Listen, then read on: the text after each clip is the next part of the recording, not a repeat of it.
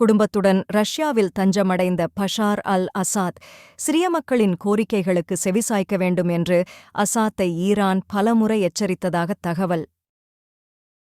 சிரிய மக்களின் கோரிக்கைகளுக்கு செவிசாய்க்க வேண்டும் என்று அசாத்தை ஈரான் பலமுறை எச்சரித்தது என்று ஈரான் சபாநாயகர் கலிபாஃப் தெரிவித்துள்ளார்.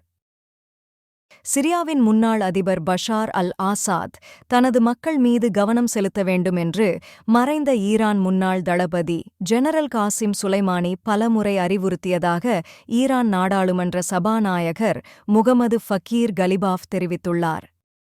மின்னல் வேகத் தாக்குதல்களைத் தொடர்ந்து ஹயாத் தஹ்ரீர் அல் ஷாம் எஸ்டிஎஸ் தலைமையிலான போராளிக் குழுக்கள் சிரிய தலைநகரை கைப்பற்றிய பின்னர் ஞாயிற்றுக்கிழமை தெஹ்ரானில் பல்கலைக்கழக மாணவர்களுடனான சந்திப்பில் கலிபாஃப் பேசினார்.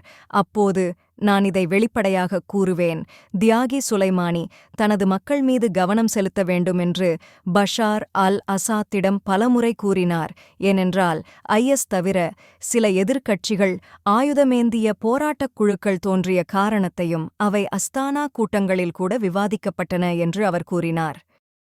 ஈரான் ஒருபோதும் எச்டிஎஸ் குழுக்களை எதிர்கொண்டதில்லை, ஆனால் தாயிஷ் பயங்கரவாதிகளுடன் மட்டுமே எதிர்ப்பை கையாண்டது என்று கலிபாஃப் மேலும் கூறினார்.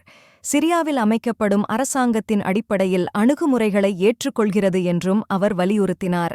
சிரியாவில் அமையும் புதிய அரசாங்கம் தாயிஷ் பயங்கரவாதிகளின் சித்தாந்தத்தின் அடிப்படையில் ஒரு அணுகுமுறையை பின்பற்றவில்லை என்றாலும், இஸ்ரேலிய ஆட்சியுடன் தொடர்பு கொள்ள விரும்பவில்லை என்றாலும், முஸ்லிம் நாடுகளிடையே ஒற்றுமையை உருவாக்க ஈரான் முயற்சிகளை மேற்கொள்ளும் என்று ஈரானின் உயர்மட்ட நாடாளுமன்ற உறுப்பினர் கூறினார்.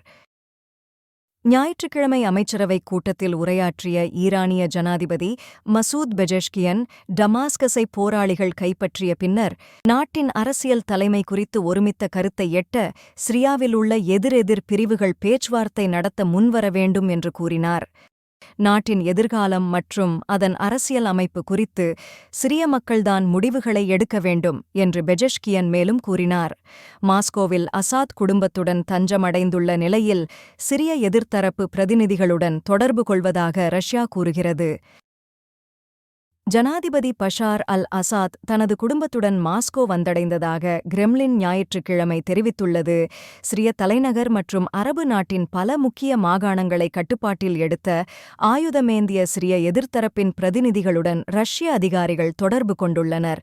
சிரியா அதிபர் ஆசாத் தனது குடும்பத்தினருடன் மாஸ்கோ வந்துள்ளார். மனிதாபிமான அடிப்படையில் ரஷ்யா அவர்களுக்கு அடைக்கலம் அளித்துள்ளது என்று கிரெம்லின் வட்டாரம் ஆர்ஏ நோவோஸ்டிக்கு தெரிவித்துள்ளது.